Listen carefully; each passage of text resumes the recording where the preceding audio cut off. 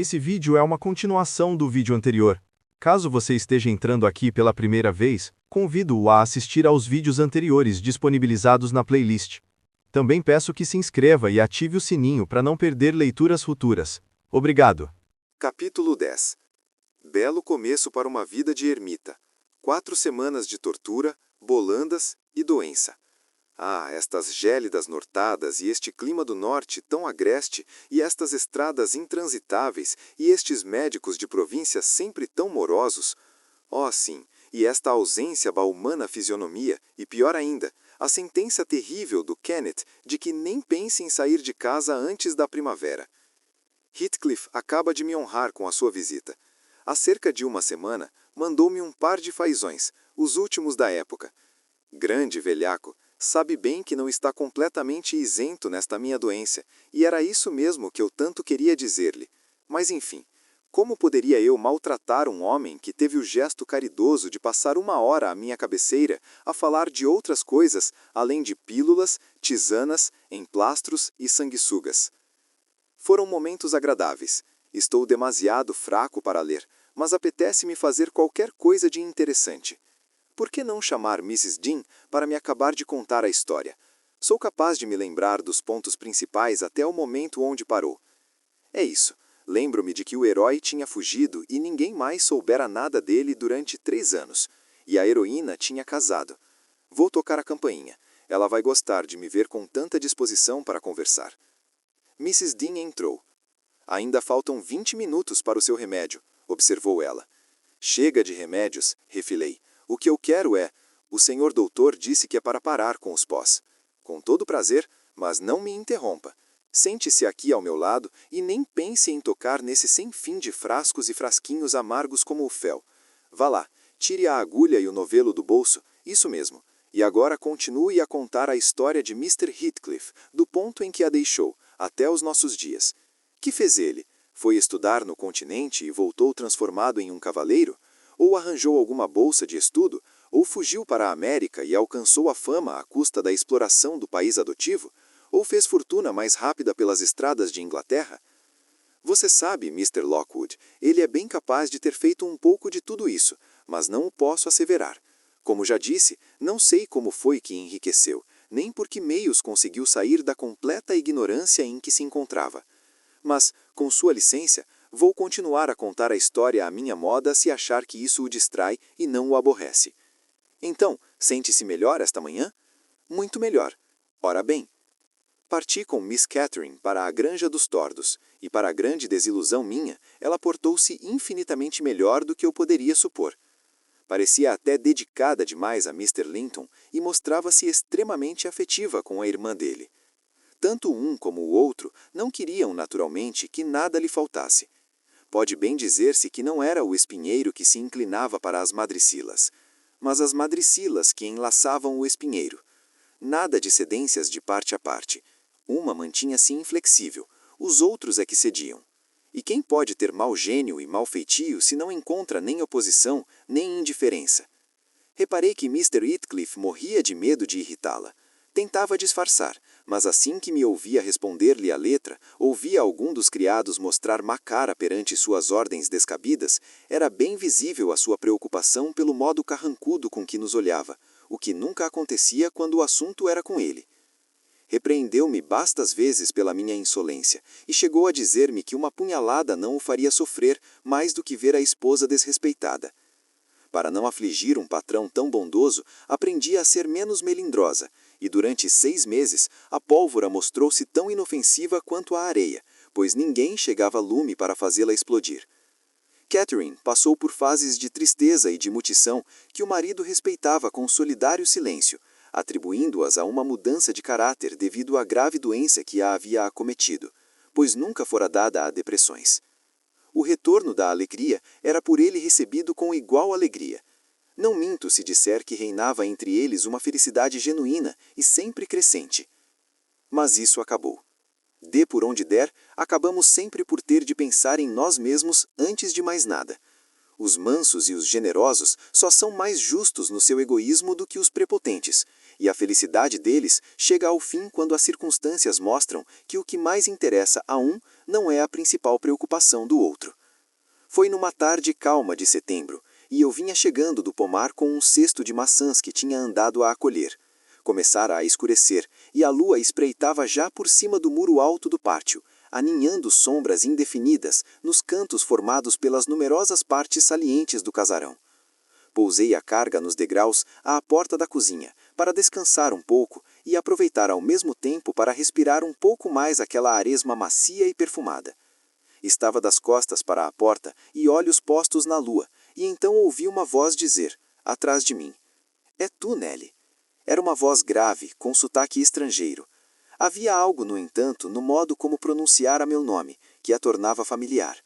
Voltei-me a Vera para ver quem tinha falado, pois as portas estavam fechadas e não tinha visto ninguém enquanto me encaminhava para os degraus. Vi um vulto mover-se no alpendre, e ao me aproximar, divisei um homem alto vestido de escuro, de pele e cabelos muito escuros, estava encostado à porta, com a mão no ferrolho, como se tivesse a intenção de abri-la. Quem poderá ser, pensei. Mr. Earnshaw? Não, a voz não parece nada semelhante. Estou aqui à espera há 1 hora, continuou a voz, enquanto eu continuava boquiaberta. E durante todo este tempo, reinou um silêncio de morte. Nem me atrevi a entrar. Não me reconheces? Olha, não sou um estranho. Um raio de lua iluminou seu rosto. Rosto macilhento, meio coberto por fartas costeletas negras, sobrancelhas carregadas, olhos encovados e um olhar estranho. Recordo-me bem dos olhos. Não pode ser, exclamei, levando as mãos à cabeça, sem saber se estava não perante uma alma deste mundo. Não pode ser. Então tu voltaste, e é tu mesmo. É tu. És tu mesmo? Sim, sou eu, o Heathcliff, respondeu ele, desviando o olhar e olhando para as janelas que refletiam uma miríade de luas, mas não projetavam nenhuma luz interior. Eles estão em casa? Onde está ela? Não pareces contente de me ver, Nelly, mas não te aflijas. Ela está aqui? Responde, quero dar-lhe só uma palavra à sua senhora. Vai dizer-lhe que está aqui uma pessoa de Gimmerton que quer lhe falar. O que irá dizer? Exclamei. O que irá fazer? Se eu ainda não me refiz da surpresa, ela então vai ficar de cabeça perdida? Tu és mesmo o Heathcliff, não és? Mas estás muito mudado. Não estou entendendo nada. Acaso te enlistaste no exército? Vai levar-lhe o meu recado, interrompeu-me com impaciência. Não terei sossego enquanto não fores. Levantei a aldrabala e entrei. Mas quando cheguei à sala onde os senhores estavam, faltou-me coragem de entrar. Por fim, lá arranjei uma desculpa. Perguntar se queriam que acendesse as velas, e abri a porta. Estavam os dois sentados lado a lado, junto à janela aberta de par em par, com as portas de tabuinhas encostadas para trás, a contemplar o alto dos vendavais, que se erguia altivo acima da neblina selvagem, para lá dos trevos, e dos prados, e de todo o vale de Gimmerton, demarcado por uma orla de númen, pois logo a seguir à capela, como deve ter percebido, a regueira que vem dos pântanos deságua em um córrego que corre pelo vale fora. Mas a nossa casa não se via.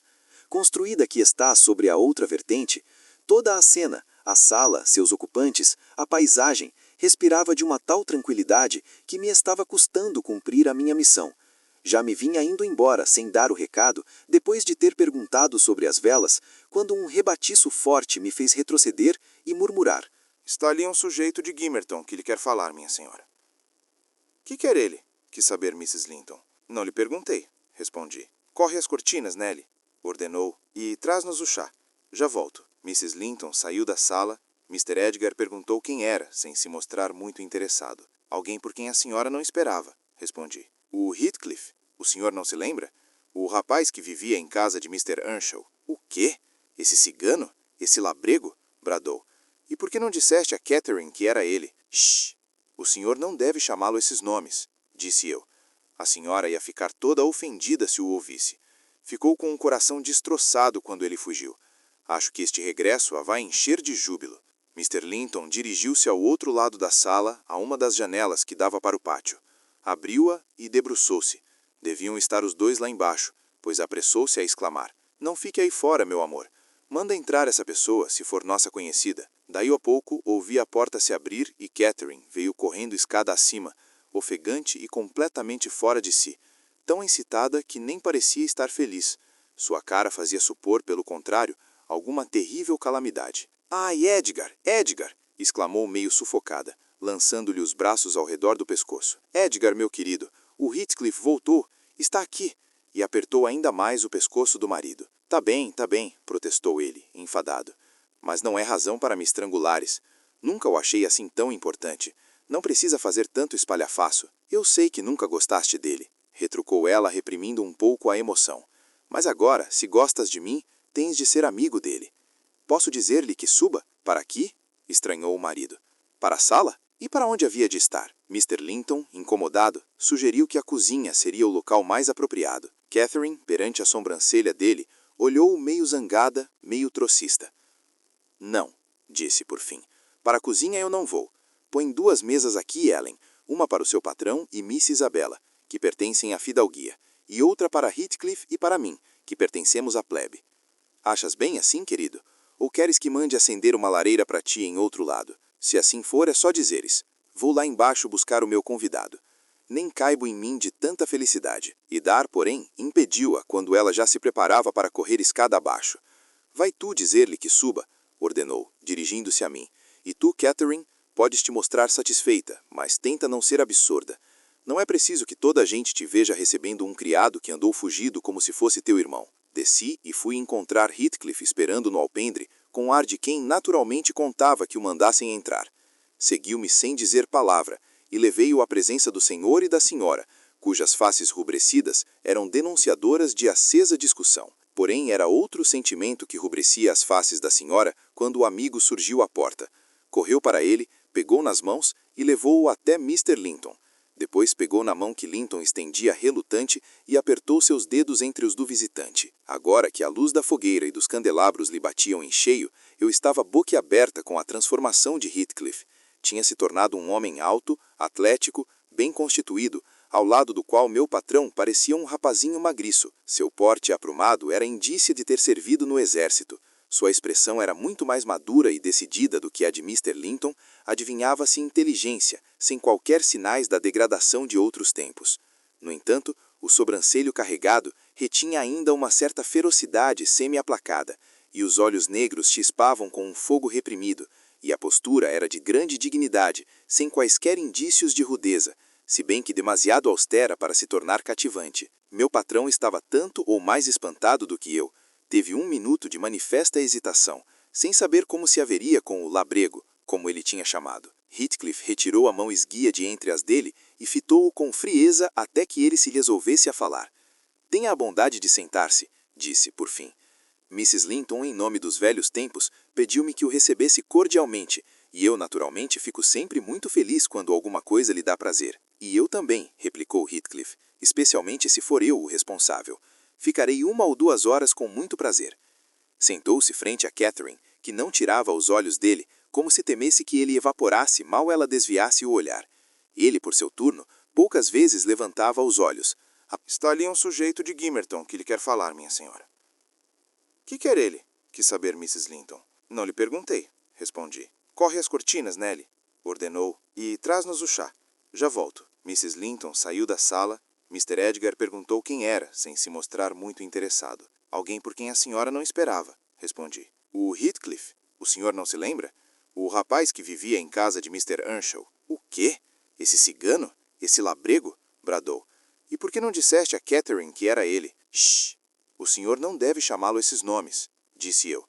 A senhora ia ficar toda ofendida se o ouvisse. Ficou com o coração destroçado quando ele fugiu. Acho que este regresso a vai encher de júbilo. Mr. Linton dirigiu-se ao outro lado da sala, a uma das janelas que dava para o pátio. Abriu-a e debruçou-se. Deviam estar os dois lá embaixo, pois apressou-se a exclamar: "Não fique aí fora, meu amor. Manda entrar essa pessoa, se for nossa conhecida." Daí a pouco, ouvi a porta se abrir e Catherine veio correndo escada acima, ofegante e completamente fora de si, tão excitada que nem parecia estar feliz. Sua cara fazia supor, pelo contrário, alguma terrível calamidade. "Ai, Edgar, Edgar!" exclamou meio sufocada, lançando-lhe os braços ao redor do pescoço. "Edgar, meu querido, o Heathcliff voltou, está aqui." E apertou ainda mais o pescoço do marido. Tá bem, protestou ele, enfadado. "Mas não é razão para me estrangulares. Nunca o achei assim tão importante. Não precisa fazer tanto espalhafaço. Eu sei que nunca gostaste dele, retrucou ela, reprimindo um pouco a emoção. Mas agora, se gostas de mim, tens de ser amigo dele. Posso dizer-lhe que suba? Para aqui? Estranhou o marido. Para a sala? E para onde havia de estar? Mr. Linton, incomodado, sugeriu que a cozinha seria o local mais apropriado. Catherine, perante a sobrancelha dele, olhou-o meio zangada, meio trocista. Não, disse por fim. Para a cozinha eu não vou. Põe 2 mesas aqui, Ellen. Uma para o seu patrão e Miss Isabella, que pertencem à fidalguia, e outra para Heathcliff e para mim, que pertencemos à plebe. Achas bem assim, querido? Ou queres que mande acender uma lareira para ti em outro lado? Se assim for, é só dizeres. Vou lá embaixo buscar o meu convidado. Nem caibo em mim de tanta felicidade. E Dar, porém, impediu-a quando ela já se preparava para correr escada abaixo. Vai tu dizer-lhe que suba, ordenou, dirigindo-se a mim. E tu, Catherine, podes te mostrar satisfeita, mas tenta não ser absurda. Não é preciso que toda a gente te veja recebendo um criado que andou fugido como se fosse teu irmão. Desci e fui encontrar Heathcliff esperando no alpendre, com ar de quem naturalmente contava que o mandassem entrar. Seguiu-me sem dizer palavra, e levei-o à presença do senhor e da senhora, cujas faces rubrecidas eram denunciadoras de acesa discussão. Porém, era outro sentimento que rubrecia as faces da senhora quando o amigo surgiu à porta. Correu para ele, pegou nas mãos e levou-o até Mr. Linton. Depois pegou na mão que Linton estendia relutante e apertou seus dedos entre os do visitante. Agora que a luz da fogueira e dos candelabros lhe batiam em cheio, eu estava boquiaberta com a transformação de Heathcliff. Tinha se tornado um homem alto, atlético, bem constituído, ao lado do qual meu patrão parecia um rapazinho magriço. Seu porte aprumado era indício de ter servido no exército. Sua expressão era muito mais madura e decidida do que a de Mr. Linton, adivinhava-se inteligência, sem qualquer sinais da degradação de outros tempos. No entanto, o sobrancelho carregado retinha ainda uma certa ferocidade semi-aplacada, e os olhos negros chispavam com um fogo reprimido, e a postura era de grande dignidade, sem quaisquer indícios de rudeza, se bem que demasiado austera para se tornar cativante. Meu patrão estava tanto ou mais espantado do que eu. Teve 1 minuto de manifesta hesitação, sem saber como se haveria com o labrego, como ele tinha chamado. Heathcliff retirou a mão esguia de entre as dele e fitou-o com frieza até que ele se resolvesse a falar. Tenha a bondade de sentar-se, disse, por fim. Mrs. Linton, em nome dos velhos tempos, pediu-me que o recebesse cordialmente, e eu, naturalmente, fico sempre muito feliz quando alguma coisa lhe dá prazer. E eu também, replicou Heathcliff, especialmente se for eu o responsável. Ficarei 1 ou 2 horas com muito prazer. Sentou-se frente a Catherine, que não tirava os olhos dele, como se temesse que ele evaporasse mal ela desviasse o olhar. Ele, por seu turno, poucas vezes levantava os olhos, apenas uma vez ou outra, mas era cada vez mais visível o deleite que sentiam nessa troca furtiva de olhares. A felicidade recíproca que os invadia era intensa demais para dar lugar a constrangimentos. Não era o mesmo que se sentia em Mr. Edgar, que estava pálido de contrariedade. Sentimento que atingiu o clímax quando a mulher se levantou e, atravessando a sala, agarrou de novo nas mãos de Heathcliff, rindo às gargalhadas, completamente fora de si. Amanhã vou julgar que tudo isso foi um sonho, exclamou. Não vou acreditar que te vi e te toquei e falei contigo uma vez. E tu foste cruel, Heathcliff. Não merecias esta recepção. Ficares 3 anos ausente e sem dar notícias, e sem nunca pensar em mim. Pensei mais em ti do que tu em mim, segredou ele. Mas logo depois ouvi dizer que tinhas casado, Cathy. Enquanto esperava lá embaixo no pátio, este foi o plano que tracei. Ver teu rosto de relance uma vez mais, olhando-me com surpresa e, quem sabe, falso contentamento.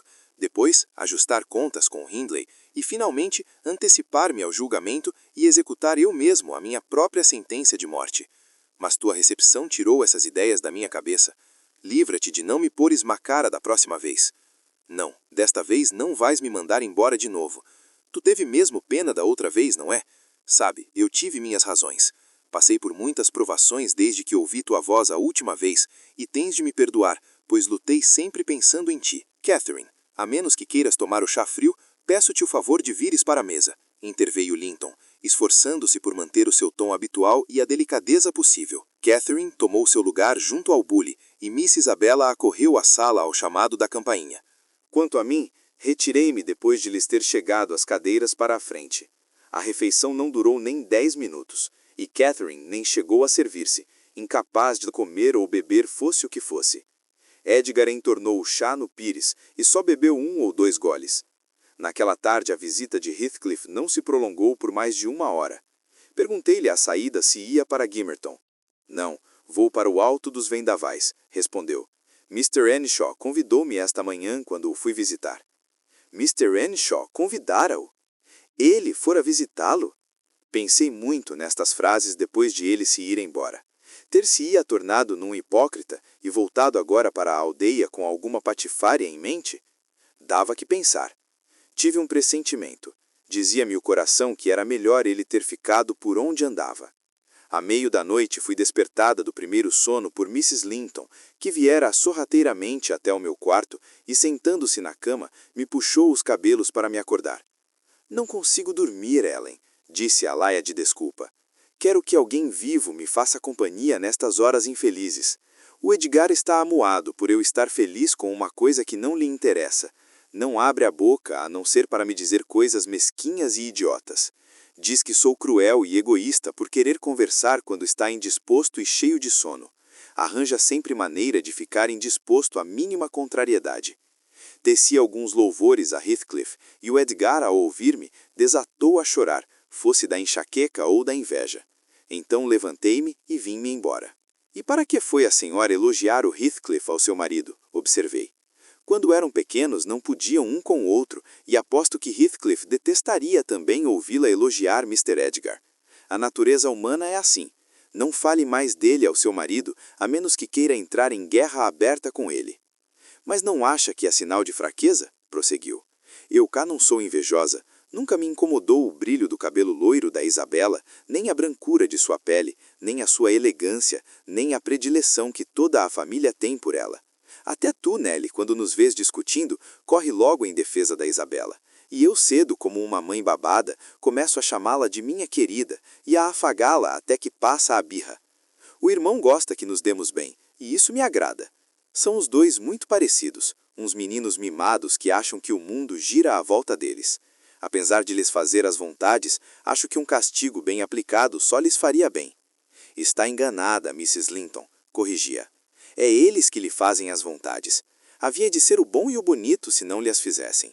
E a senhora bem pode se dar ao luxo de satisfazer alguns caprichos, desde que eles se antecipem a todos os seus desejos.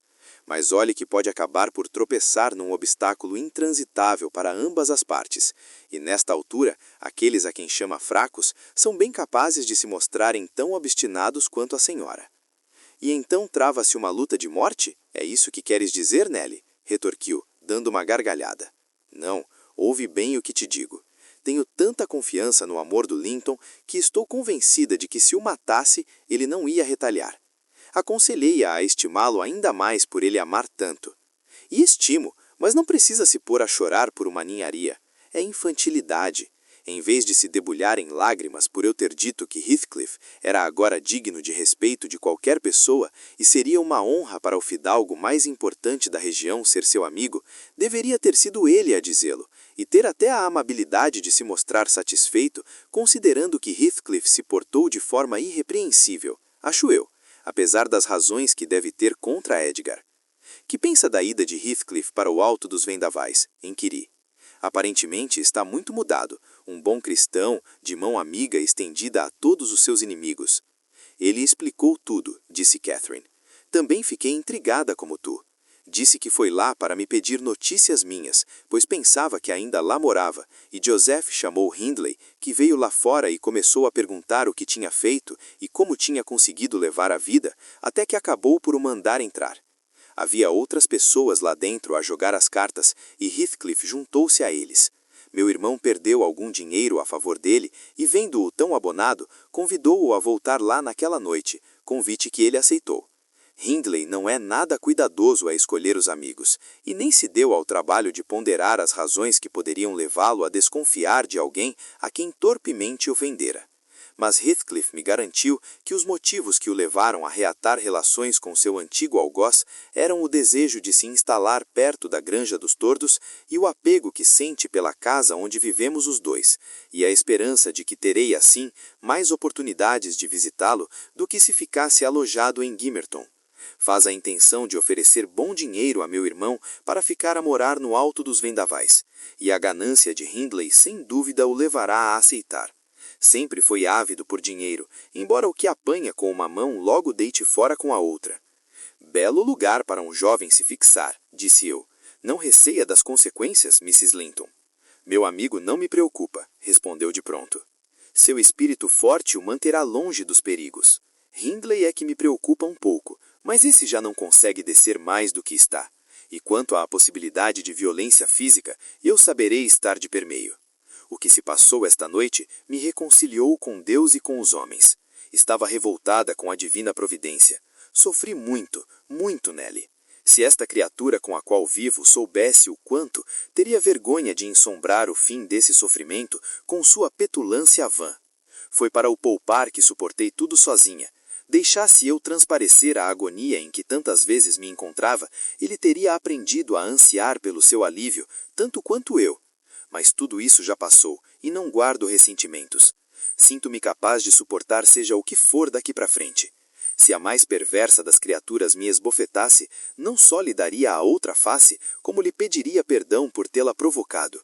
E para prová-lo, vou agora mesmo fazer as pazes com Edgar. Boas noites, sou um anjo. E nesta lisonjeira convicção se retirou. Na manhã seguinte, era bem patente o êxito da resolução em boa hora tomada. Mr. Linton não só tinha deixado de lado a impertinência, embora seu espírito parecesse ainda abatido perante a exuberante vivacidade de Catherine, como não tinha levantado objeções a que Isabela a acompanhasse naquela tarde ao alto dos vendavais. Catherine retribuiu-lhe a generosidade com tantas e tão calorosas manifestações de afeto e de carinho que durante uns dias a casa parecia um paraíso, e todos, patrão e servos, usufruíam desta perpétua felicidade. Heathcliff, ou melhor, Mr. Heathcliff, como passaria a tratá-lo, tomou a liberdade de começar por fazer algumas visitas cautelosas à Granja dos Tordos. Parecia querer avaliar até que ponto o dono da casa suportaria a sua intrusão. Catherine, por sua vez, achou por bem moderar as demonstrações de alegria com que o recebia.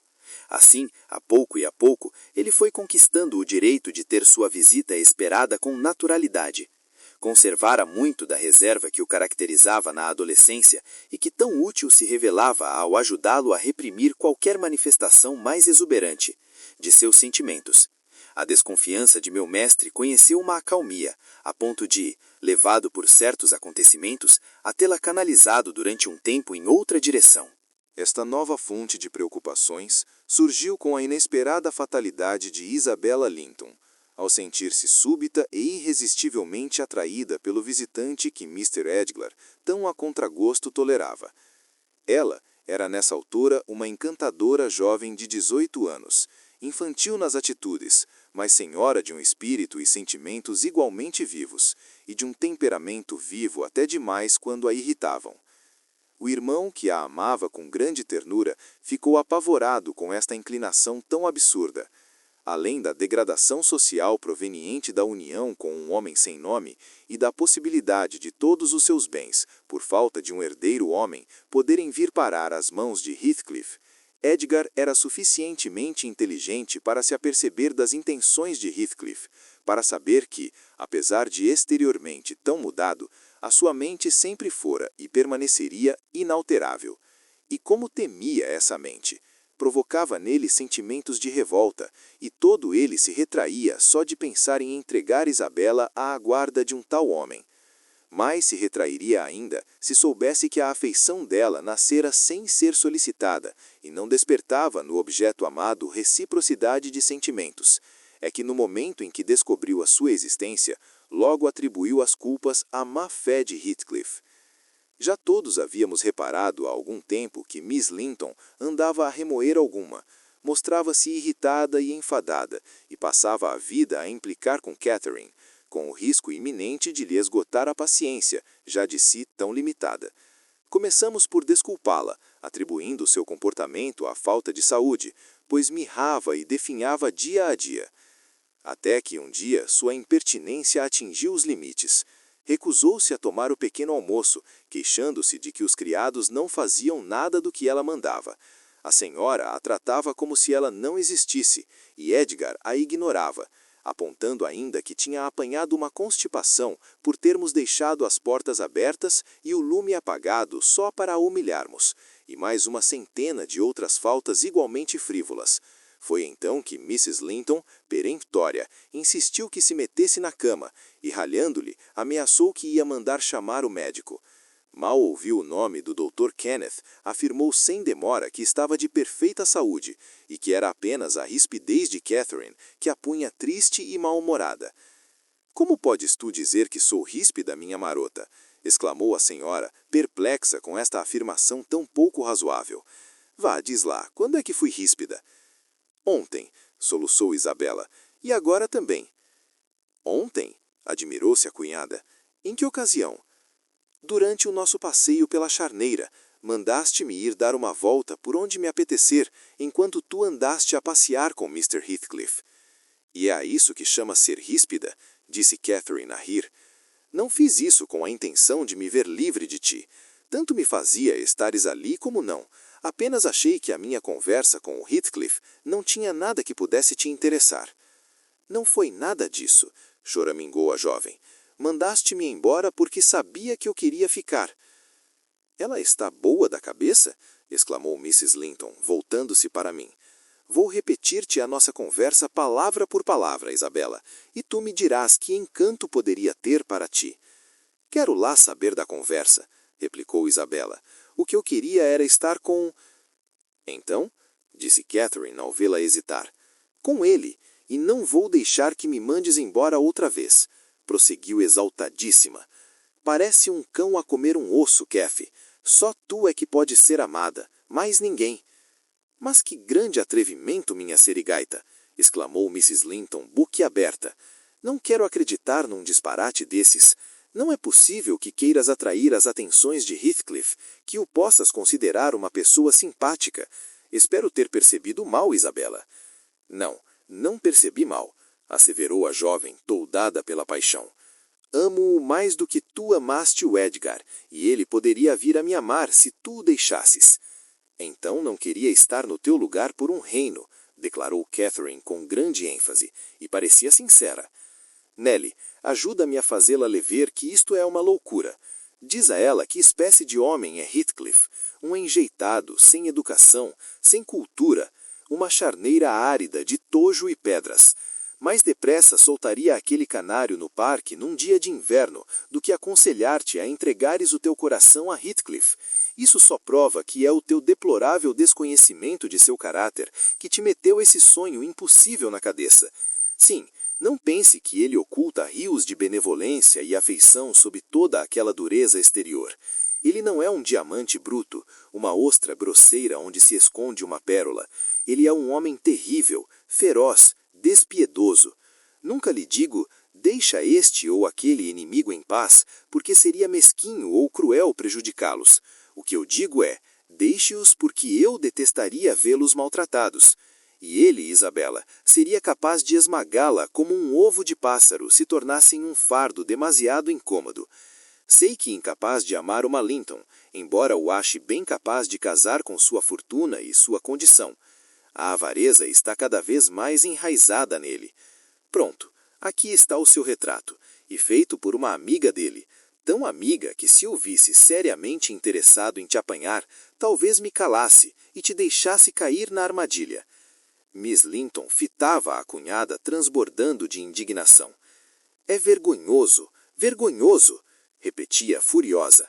"A tua amizade só destila veneno." "Ah, com que não me acreditas?" replicou Catherine. "Pensa que falo por despeito?" "Sei que o faz", retrucou Isabela, "e me horroriza esse teu procedimento." "Tanto melhor", gritou a outra. "Faz como bem quiseres. Foi o que eu fiz, e agora, perante tanta insolência, dou o assunto por encerrado." "E eu que sofra com o egoísmo dela", disse Isabela a soluçar quando Mrs. Linton saiu do quarto. Todos estão contra mim. Ela destruiu a minha única consolação. Mas só disse mentiras, não é? Mr. Heathcliff não é nosso inimigo. É um homem honesto. Senão, como ia ele lembrar-se dela? "Tire-o dos seus pensamentos, Miss Isabela", pedi eu. "Aquilo é ave de mau augúrio, não é para si. Mrs. Linton foi muito dura, mas não posso contradizê-la. Ela conhece o coração dele melhor do que eu ou qualquer outra, e nunca o faria parecer pior do que é. As pessoas honestas não escondem seus atos. O que ele tem feito para viver? Como fez sua fortuna?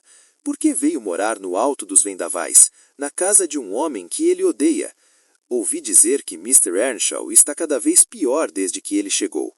Passam a noite inteira jogando, e Hindley já hipotecou a propriedade. Não faz mais nada do que comer e jogar. Foi o que me disse José, quando o encontrei em Gimerton na semana passada. Nelly, disse ele, vamos ter a polícia lá em casa fazendo investigações por causa das brigas. Um ficou quase sem dedos, e outro sangrava que nem um bezerro. Sabe de uma coisa? Quem devia ir preso era o patrão. Mas esse tem tanto medo do banco dos réus, ou dos juízes, como de Pedro, Paulo, João, Mateus ou outro qualquer. Parece até que gosta, que faz por isso. Aquele Heathcliff saiu-me um bom espertalhão, capaz de rir como ninguém de uma boa piada. Quando vai à granja, ele não vos conta a vidinha regalada que leva entre nós? Ora, escuta, levanta-se ao sol pôr e daí para frente é só jogar dados e beber, de janelas fechadas e velas acesas até o meio-dia do outro dia. Só então o tresloucado do patrão sobe para o quarto a gritar e a praguejar de tal sorte que as pessoas decentes têm de tapar os ouvidos, envergonhadas. E o Magano lá fica, a contar os ganhos e a comer e a dormir e ainda se vai pôr a conversa com a mulher do vizinho. E está-se mesmo a ver que conta a Miss Catherine como o dinheiro do pai dela vai passando para o bolso dele, e como o irmão dela se afunda cada vez mais, enquanto ele lhe vai dando uma ajuda. Sabe, menina, o Joseph é um velho rabugento, mas não é nenhum mentiroso. E se o que ele diz do Heathcliff é verdade, a menina não iria querer um marido assim, pois não? Estás de conluio com eles, Ellen, replicou Isabela. Não vou dar ouvidos às suas calúnias. Deve ser bem grande a sua malevolência para me querer convencer de que não existe felicidade neste mundo. Se ela se teria curado sozinha dessa fantasia, ou se teimaria em dar-lhe continuidade, isso eu não sei, pois teve bem pouco tempo para pensar no assunto. No dia seguinte, houve um julgamento na cidade mais próxima, e o meu patrão teve de comparecer. Sabendo da sua ausência, Mr. Heathcliff veio mais cedo que o costume. Catherine e Isabella estavam as duas na biblioteca, ainda zangadas uma com a outra, mas em silêncio. Esta, preocupada com sua recente indiscrição ao revelar num fugaz acesso de paixão seus sentimentos mais secretos. A primeira, depois de muito pensar no sucedido, deveras ofendida com a sua companheira, e se agora lhe dava vontade de rir tanta petulância, não queria dar essa impressão à outra. Riu-se de fato foi quando viu Heathcliff passar junto à janela. Eu andava a varrer a laridopa e reparei no sorriso malicioso que lhe aflorou aos lábios. Isabella, absorta em seus pensamentos, ou na leitura, não se mexeu até a porta se abrir, quando já era tarde demais para tentar escapar, o que de bom grado teria feito se tivesse tido a oportunidade. Entre ela, ora bem que vieste, exclamou a senhora alegremente, puxando uma cadeira para junto da fogueira. Ora, aqui estão duas almas muito tristes à espera de uma terceira que venha derreter o gelo entre elas, e tu és precisamente quem nós escolheríamos. Sabe, Heathcliff, vou ter a honra de te apresentar alguém que te estima ainda mais do que eu própria. Espero que te sintas lisonjeado. Não, não é a Nelly, não olhes para ela. É a minha pobre cunhadinha que está de coração despedaçado só pela mera contemplação da tua beleza física e moral. Está nas tuas mãos te tornar irmão de Edgar. Não, Isabella, não fuja, prosseguiu agarrando com pretenso ar de brincadeira a rapariga que atordoada se levantou indignada. Esgatanhamo-nos como duas gatas por tua causa, Heathcliff, e eu fiquei a perder em protestos de devoção e admiração. E ainda por cima, fui informada de que se eu tivesse a delicadeza de me manter afastada, a minha rival, como ela se considera, desfecharia uma seta direta ao seu coração que o prenderia para sempre e lançaria a minha lembrança no eterno esquecimento. Catherine, disse Isabella, recuperando a dignidade sem tentar se defender da mão que lhe apertava o braço. Agradeço que respeite a verdade e não me calune nem mesmo a brincar. Mr. Heathcliff, tenha a bondade de pedir à sua amiga que me solte.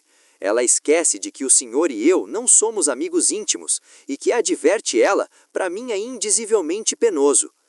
Como o visitante não respondesse e se fosse sentar, mostrando-se indiferente aos sentimentos que ela pudesse ter por ele, Isabela voltou-se para sua torturadora e implorou-lhe num sussurro que libertasse.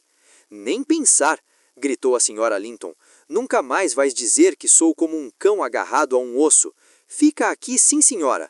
Então, Heathcliff, não te mostras satisfeito com a bela novidade que te dei? Isabela jura que o amor de Edgar por mim não é nada comparado com o que sente por ti. Tenho certeza de que foi mais ou menos isso que ela disse, não foi, Ellen?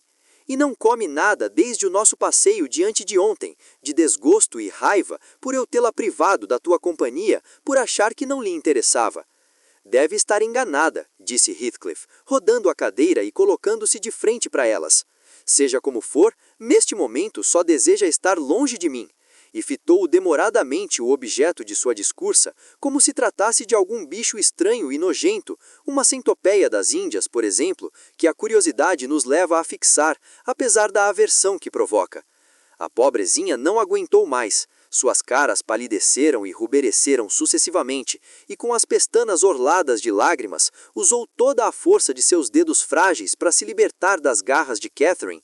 Percebendo, porém, que mal afastava um dedo do braço, logo o outro se cravava, e que não era capaz de soltá-los todos ao mesmo tempo, começou a usar as unhas, que, afiadas como eram, não tardaram em ornamentar a opressora com profundos vergões vermelhos semicirculares. Mas ela é uma fera!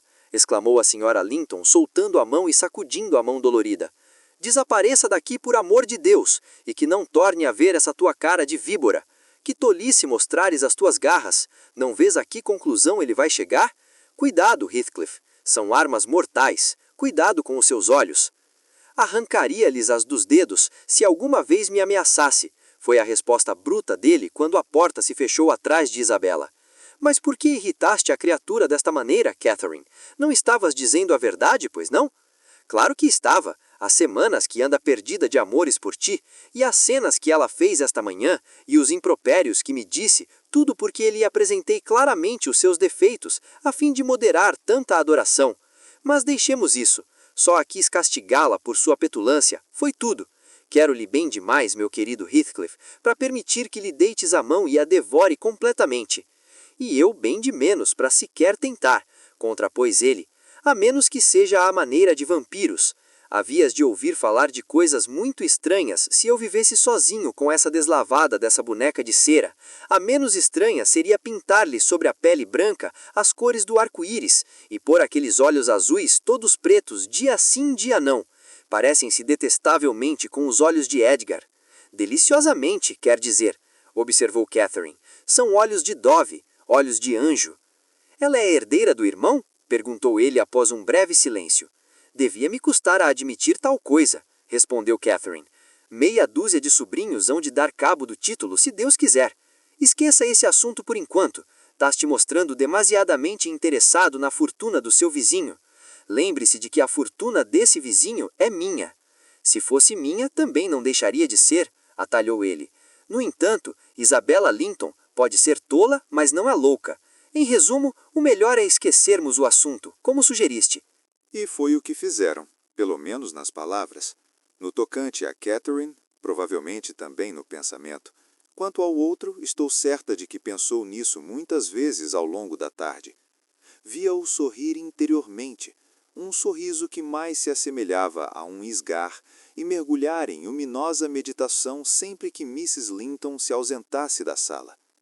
Tomei a decisão de vigiar todos os seus movimentos. O meu coração pendia invariavelmente mais para o lado do patrão do que de Catherine, e com razão, pensava eu, pois ele era bondoso, digno de confiança e honrado, ao passo que ela, bem, não se pode dizer que ela fosse o oposto, mas parecia permitir-se tantas liberdades que confiava muito pouco nos seus princípios e simpatizava ainda menos com o seu feitio. O meu maior desejo era que acontecesse alguma coisa que libertasse pacificamente tanto o alto dos vendavais como a granja das garras de Mr. Heathcliff e tudo voltasse a ser como era antes. As suas visitas eram para mim um constante pesadelo e desconfio também para o meu patrão. A presença dele no alto era uma afronta inconcebível. Parecia que Deus tinha abandonado a ovelha tresmalhada aos seus próprios erros e eu via uma fera à solta, interpondo-se entre a ovelha e o redil, à espera de uma oportunidade para atacar e destruir. Capítulo 11. Às vezes, enquanto meditava sozinha em tudo isto, levantava-me, tomada de súbito terror, punha a touca e ia ver como estavam as coisas no alto dos vendavais. Estava convencida de que era meu dever avisar Mr. Earnshaw do que diziam de seu comportamento, mas lembrava-me dos seus indiscutíveis maus hábitos e, sem esperança de ajudá-lo, desistia de entrar de novo naquela casa lúgubre, duvidando que me desse ouvido. Uma vez, ao me desviar do meu caminho habitual para Gimmerton, passei junto à velha cancela. Foi mais ou menos na altura em que se passou o que lhe acabei de contar. Era uma tarde agreste e solariada, a terra estava despida de vegetação e a estrada poeirenta e dura. A certa altura, cheguei junto a uma pedra colocada no sítio onde, virando à esquerda, a estrada segue para o brejo. Era um tosco marco de arenito com as letras AV gravadas no lado norte, a letra G virada a leste e as letras GT ao sudoeste. Servia de poste de orientação para a Granja dos Tordos, o Alto dos Vendavais e a vila. O sol dourava o marco escuro e triste, relembrando o verão. Não sei explicar por quê, mas de repente o meu coração encheu-se de recordações de infância. Hindley e eu havíamos tido ali um esconderijo 20 anos atrás. Contemplei longamente o bloco gasto pelo tempo e, inclinando-me, notei um buraco rente à base, ainda cheio de cascas dos caracóis e seixos que gostávamos de armazenar juntamente com outras coisas perecíveis. E com uma incrível realidade, imaginei o meu companheiro de outros tempos sentado na relva seca, com aquela sua grande cabeça castanha inclinada para a frente e a mãozinha a escavar a terra com um pedaço de ardósia. Pobre Hindley! Exclamei involuntariamente. E então me assustei. Meus olhos corpóreos me fizeram crer por alguns momentos que a criança levantava a cabeça e me fitava. Mas tudo terminou num piscar de olhos, pois logo senti uma vontade irresistível de ir ao alto dos vendavais. A superstição me obrigou a ceder a este impulso. Será que já morreu? Ou estará morrendo? Seria isto um presságio de morte? À medida que me aproximava da casa, sentia-me cada vez mais perturbada, e quando a avistei, estremeci. A aparição me precedera. Lá estava ele a olhar para mim por trás da cancela. Foi o que me ocorreu ao ver um rapazinho de olhos castanhos e cabelos carapinhados, com o rosto rosado encostado às grades. Refleti melhor e cheguei à conclusão de que devia ser Harriton, meu Harriton. Não estava muito diferente de quando o deixara há 10 meses atrás. Deus o abençoe, meu filho, gritei, esquecendo por alguns momentos os meus tolos receios. Harriton, sou eu, Nelly, sua ama. Mas ele afastou-se longe dos meus braços e pegou numa grande pedra. Vim ver seu pai, Harriton, acrescentei, adivinhando por sua atitude que se ainda se lembrava de Nelly, não me reconhecia em minha persona. Levantou a pedra para me agredir. Entabei um longo discurso para acalmá-lo, que não surtiu efeito. A pedra acertou na minha touca e dos lábios titubeantes do menino jorrou um chorrilho de palavras que, entendesse ele ou não, eram pronunciados com uma ênfase perfeita, e o seu rosto de criança exibia uma agressividade que chocava. Acredite, Mr. Lockwood, que me senti mais magoada do que ofendida. Quase a chorar, tirei uma laranja do bolso para acalmá-lo. Hesitou, mas arrancou-me-a da mão como se pensasse que só o queria enganar e não quisesse dá-la. Mostrei-lhe então outra que mantive à sua distância. Quem lhe ensinou essas palavras, meu menino? Perguntei. Foi o senhor cura? Raios te partam a ti e mais o cura. Dá-me isso. Diga lá quem lhe ensinou essas palavras e eu lhe dou a laranja, disse eu. Quem é o seu professor? É o diabo do meu pai, foi a resposta. E que lhe ensina o seu pai? Continuei. Tentou arrancar-me a laranja, mas eu levantei-a mais alto. Que lhe ensina o seu pai? Repeti. Nada, respondeu. Só que não lhe apareça à frente. Não gosta de mim porque lhe rogo pragas. Ah, então é o diabo que lhe ensina a rogar pragas. Não, balbuciou. Quem é então?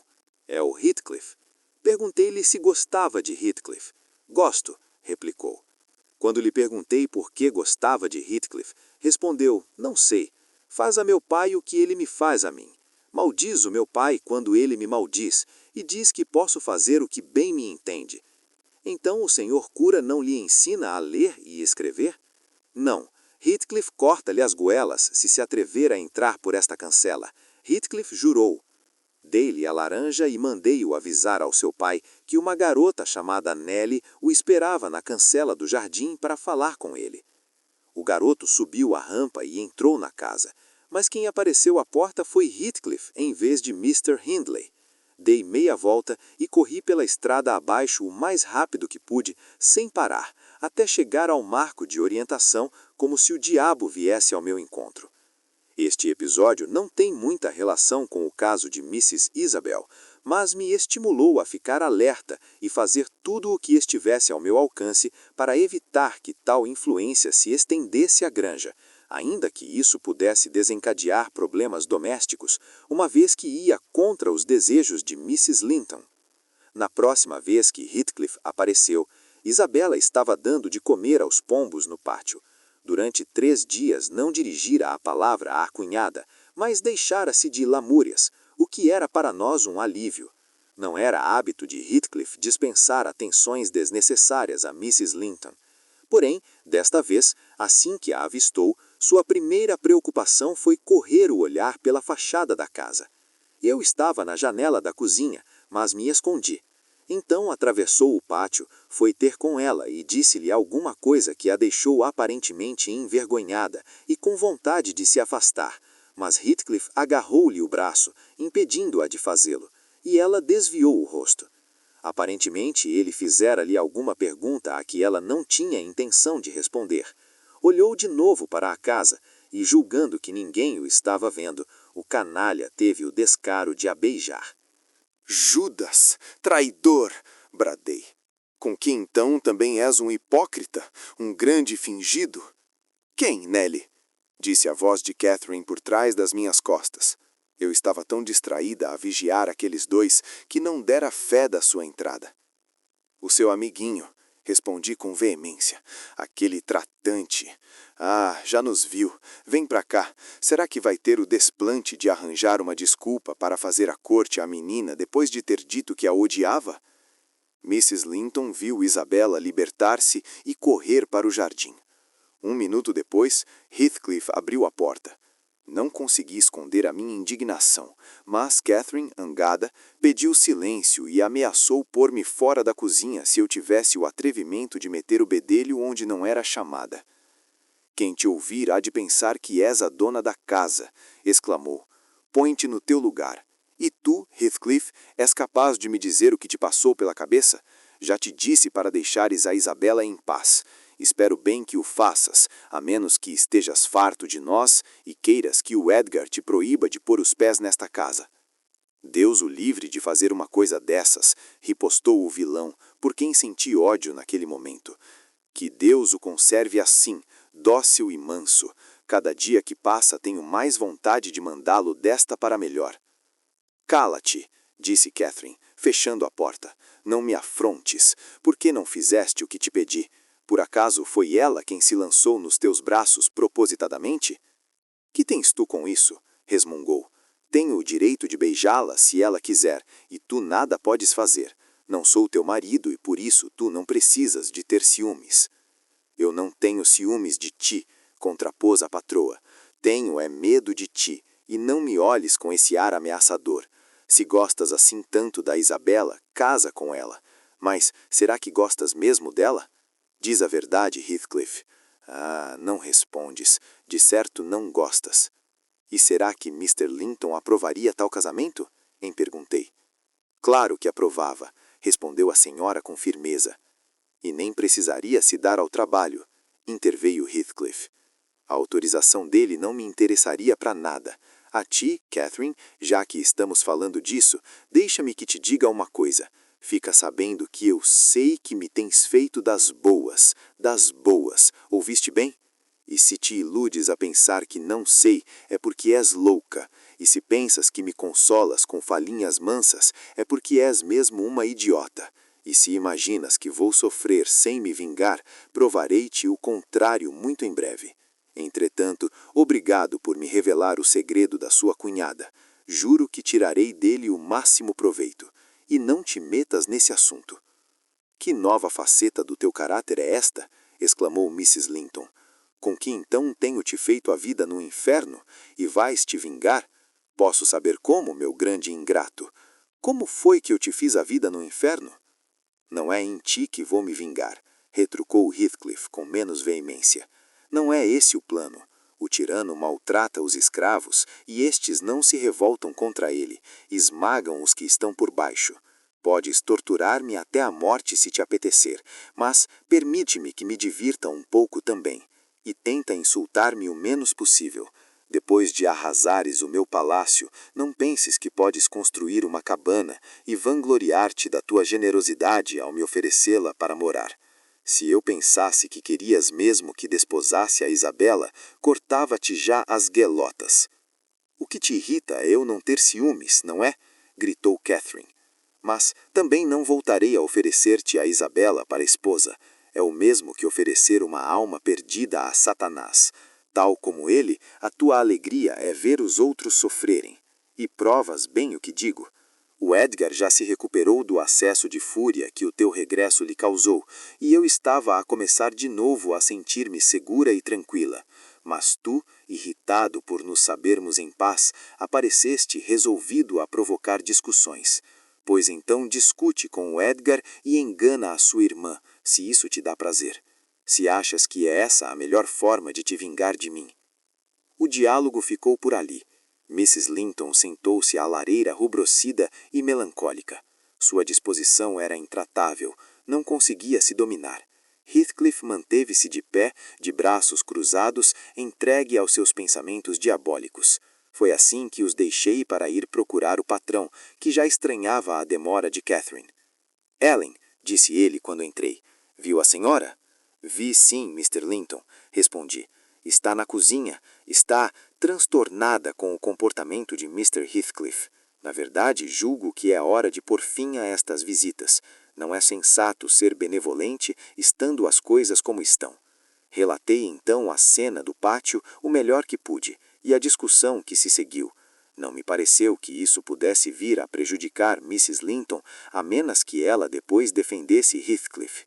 Foi evidente a dificuldade que teve de ouvir o meu relato até o fim, e as primeiras palavras que pronunciou mostravam bem que não isentava a esposa de qualquer culpa. Isto é intolerável, é uma vergonha que ela insista em tê-lo por amigo e queira obrigar-me a suportar sua presença. Ellen, vá lá fora chamar 2 homens, que esperem lá embaixo. A Catherine não vai continuar a discutir com aquele Biltrame. Já fui tolerante demais com ela. Edgar desceu as escadas e ordenou aos criados que aguardassem no vestíbulo. Eu segui-o até a cozinha. Lá dentro recomeçara violenta a discussão. Pelo menos Mrs. Linton repreendia Heathcliff vigorosamente. Ele tinha se afastado para a janela, cabisbaixo, aparentemente envergonhado com a repreensão. Heathcliff foi o primeiro a ver Edgar e fez sinal a Catherine para que se calasse, ao que ela obedeceu imediatamente, apercebendo-se da razão da intimação. O que vem a ser isto? Indagou Linton, dirigindo-se a Catherine. Que noção tens tu do decoro para permanecer aqui depois das palavras que este maldito te dirigiu? Ou, lá por ser esse seu modo habitual de se exprimir, já não achas mal? Talvez por estares já habituada a essa linguagem grosseira, penses que também me habituarei. Edgar, estavas escutando à porta? Perguntou a senhora, mostrando desprezo e desinteresse pela irritação do marido, com o propósito evidente de provocá-lo.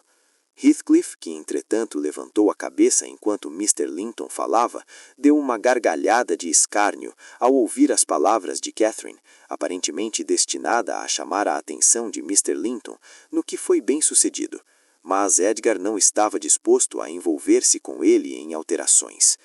Até o momento tenho tido muita paciência para o aturar, não porque ignorasse seu caráter miserável e degradado, mas porque achava que o Senhor só em parte era responsável por ele, e porque Catherine quis continuar a dar-se contigo e eu consenti. Que insensato fui! A sua presença é moralmente tão pestilenta que expele qualquer dos mais virtuosos. Por essa razão, e para evitar mais graves consequências, proíbo-o de toda a porte que ponha os pés nesta casa. Aproveito também para ordenar-lhe que saia imediatamente. 3 minutos mais tornarão sua saída involuntária e ignominiosa. Heathcliff mirou-o de alto a baixo com desprezo. Cathy, o teu cordeirinho está bravo como um touro. Talvez arrisque a partir a cabeça contra os meus punhos. Porém, Mr. Linton, lamento muito, mas não acho que esta seja a hora dele me honrar com tal ato. Mr. Linton olhou para o vestíbulo e fez-me sinal para mandar entrar os homens. Não arriscava qualquer contato físico. Obedeci ao sinal, mas Mrs. Linton, desconfiada, veio atrás de mim e, quando eu ia chamá-los, puxou-me para trás e fechou a porta à chave. Lindos métodos, disse ela em resposta ao olhar surpreso e zangado do marido. Se não tens coragem de o atacar, pede-lhe desculpa ou, pelo menos, dá-te por vencido. Assim, aprendes a não ostentares qualidades que não possuis. Não, vou mais é engolir a chave antes que ma consigas tirar. Bela recompensa recebi pela minha bondade para com os dois. Depois de ter sido indulgente para com a fraqueza de um e a maldade do outro, recebo como recompensa 2 provas da mais estúpida e absurda ingratidão. Edgar, eu estava defendendo-te a ti e aos teus. Por isso agora gostava que o Heathcliff te desse uma sova por teres pensado mal de mim. Não foi precisa sova nenhuma para se obter o mesmo resultado. Edgar tentou arrancar-lhe a chave, mas Catherine arremessou-a com ímpeto para a fogueira. Perante isto, Edgar foi sacudido por um arrepio nervoso, ficando pálido como a morte. Nem que a sua vida disso dependesse, teria sido capaz de dominar aquele arrepio. Um misto de angústia e humilhação apoderou-se dele, e, apoiando-se ao espaldar de uma cadeira, tapou a cara. «Ó Deus, noutros tempos teriam-te armado cavaleiro», exclamou Mrs. Linton. «Fomos derrotados, fomos derrotados. Se Heathcliff levantasse um dedo contra ti, seria o mesmo que o rei lançar os seus exércitos contra um ninho de ratos. Anima-te, que ninguém te faz mal. Você nem é um cordeirinho, parece antes um coelho recém-nascido. Que esse covardolas com aguadilha nas veias te faça bom proveito, Cathy», disse Heathcliff. «Dou os meus parabéns pelo teu bom gosto. Com que então foi por essa coisa que se baba e não para de tremer que tu me preteriste? Um murro não lhe dava, mas dava-lhe um pontapé de boa vontade. Está chorando ou será que vai desmaiar de medo?» O valentão aproximou-se e deu um encontrão à cadeira a que Mr. Linton se apoiava. Bem melhor teria sido manter-se à distância. Meu patrão endireitou-se num repente e desferiu-lhe na garganta um golpe que o teria prostrado, fosse ele um homem de compleição mais fraca. O soco o deixou por momentos sem respiro, e enquanto ele se recompunha, Mr. Linton saiu para o pátio pela porta das trazes e dirigiu-se para a entrada principal. «Pronto, conseguiste por fim as visitas», choramingou Catherine. «E agora vai-te antes que ele regresse com um par de pistolas e meia dúzia de ajudantes. Se ele realmente nos ouviu, jamais nos perdoará. Pregaste-me uma linda partida, Heathcliff. Mas agora vai, não percas tempo. Prefiro ver o Edgar em maus lenços do que tu». «Julgas, porventura, que ele me dá um soco e não leva o troco?» gritou Heathcliff. «Não, nunca. Antes de sair por aquele portão, meto-lhe dentro as costelas como se ele fosse uma avelã xoxa. Se não lhe bato hoje, qualquer dia mato ele. Por isso, se dás algum valor à sua vida, deixa-me bater-lhe agora. Ele não vai voltar, menti eu. Lá vem o cocheiro e 2 jardineiros. Não vai com certeza ficar à espera do que os escorrassem. Os jardineiros e o cocheiro estavam de fato ali, mas Mr. Linton vinha também com eles e já haviam chegado ao pátio. Heathcliff, após ponderar um pouco, achou melhor furtar-se a uma luta com os 3 criados, pegou no atiçador, partiu a flechada da porta de dentro e escapuliu-se enquanto os outros tentavam entrar. Mrs. Linton, muito nervosa, pediu-me que a acompanhasse ao andar de cima. Não desconfiava do meu contributo para o desenrolar da situação, e eu não fazia atenção de lhe contar. Estou às portas da loucura, Nellie, exclamou atirando-se sobre o sofá. Sinto a cabeça a latejar como se 1000 martelos me batessem. Avisa a Isabela para que não me apareça. Todo este rebuliço é culpa dela. Se ela ou mais alguém me irritar, perco a cabeça de vez. E se vires o Edgar ainda esta noite, faz-lhe saber que corro o risco de adoecer gravemente. Oxalá isso aconteça. Foi ele quem me pôs nesta situação, e por isso quero assustá-lo. Além disso, ele era bem capaz de vir até aqui e desatar a recriminar-me ou a lamentar-se. Sabe Deus onde isso acabaria? Dás-me o meu recado, minha boa Nellie? Você sabe que não tenho culpa nenhuma do acontecido.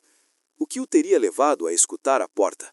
O Heathcliff foi muito injurioso depois que nos deixaste, mas eu depressa arranjaria maneira de o afastar da Isabela e o assunto ficaria por ali. Agora a situação se complicou por causa da mania que alguns têm de escutar o que se diz a seu respeito. Quando ele abriu a porta com aquele olhar tresloucado, depois de eu ter agritado com o Heathcliff para defendê-lo até ficar rouca, pouco me importou o que pudessem vir a fazer um ao outro. Principalmente quando percebi que, terminasse a discussão como terminasse, estaríamos separados ninguém sabe por quanto tempo. Bem, se o Heathcliff não pode ser meu amigo, e se o Edgar vai se tornar mau e ciumento, dilacerarei o seu coração dilacerando o meu.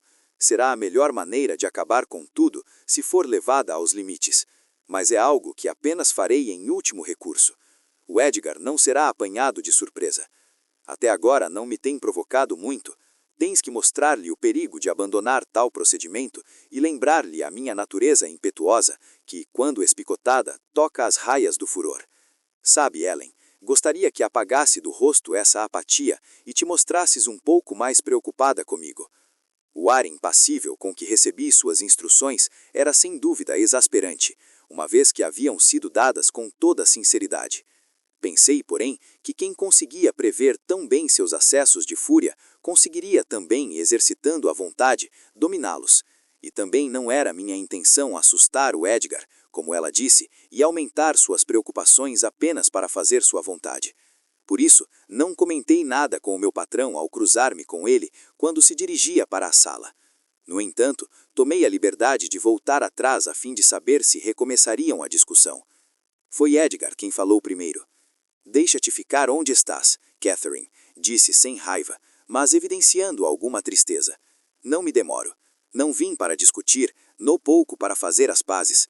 Apenas quero saber se depois de todos os acontecimentos de hoje, ainda pretendes dar continuidade a essa tua intimidade com... Oh, por amor de Deus, interrompeu a senhora batendo o pé.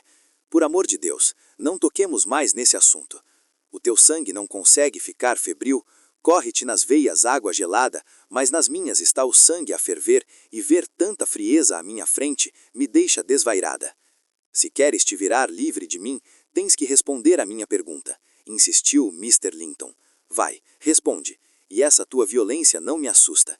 Descobri que quando quer, consegue ser tão estoica quanto qualquer outra. Escolhe, cortas relações com Heathcliff ou comigo. Não é possível seres amiga dos dois ao mesmo tempo, e exijo que me digas qual dos dois vais escolher. E eu exijo que me deixes, exclamou Catherine, furiosa. Exijo-o. Não vês que mal me tenho de pé? Edgar, vai-te, por favor. Tocou a campainha com tanta impetuosidade que a quebrou. Eu acorri, serena. Aqueles ataques de fúria eram de fazer perder a paciência a um santo. Lá estava ela a bater a cabeça no braço do sofá e ranger os dentes com tanta força que parecia querer estilhaçá-los. O Linton fitava-a tomado de súbito pavor. Mandou-me buscar água. Catherine, sem fôlego, não conseguia falar. Trouxe-lhe um copo cheio e, uma vez que ela não queria beber, atirei-lhe umas gotas na cara. De repente, enteiriçou-se, revirou os olhos e as faces ficaram lívidas, cadavéricas. O Linton estava apavorado. Isso não deve ser nada, sussurrei. Não queria que ele se preocupasse, ao mesmo tempo em que, na verdade, estava um pouco assustada. Tem sangue nos lábios, disse ele, estremecendo. Não se preocupe, e respondi dando-lhe a conhecer a sua intenção de simular um ataque de nervos antes da sua chegada. Sem querer, fiz este comentário em voz alta, e ela ouviu-me, pois na própria hora se deteve, com o cabelo caindo-lhe pelos ombros, os olhos flamejantes e os músculos do pescoço e dos braços inacreditavelmente retesos. Pensei que já não saía dali sem algum osso quebrado. Mas ela limitou-se a olhar a toda parte e saiu correndo da sala. O patrão me fez sinal que a seguisse, ao que obedeci, mas só até a porta do quarto, pois me impediu de avançar, fechando-me a porta na cara. Como na manhã seguinte Catherine não descesse para o desjejum, subi para perguntar se queria que lhe levasse. Não, respondeu peremptória. Ouvi a mesma resposta no jantar, à hora do chá e na manhã seguinte. O Linton, por sua vez, passava o tempo na biblioteca e não me fazia quaisquer perguntas sobre as ocupações da esposa. Isabela e ele tiveram uma breve troca de palavras, durante a qual Edgar tentou fazer vir à tona alguns sentimentos de horror em relação às atitudes de Heathcliff. Mas não conseguiu saber nada de concreto, pois ela apenas dava respostas evasivas. Viu-se assim obrigado a terminar a conversa insatisfeito. No entanto, acrescentou que se ela fosse louca ao ponto de encorajar aquele pretendente desprezível, cortaria todos os laços de parentesco com ela. A leitura desse livro continuará no próximo vídeo. Se você chegou até aqui, peço que deixe seu joinha e se inscreva em nosso canal para não perder os próximos vídeos. Obrigado e até a próxima!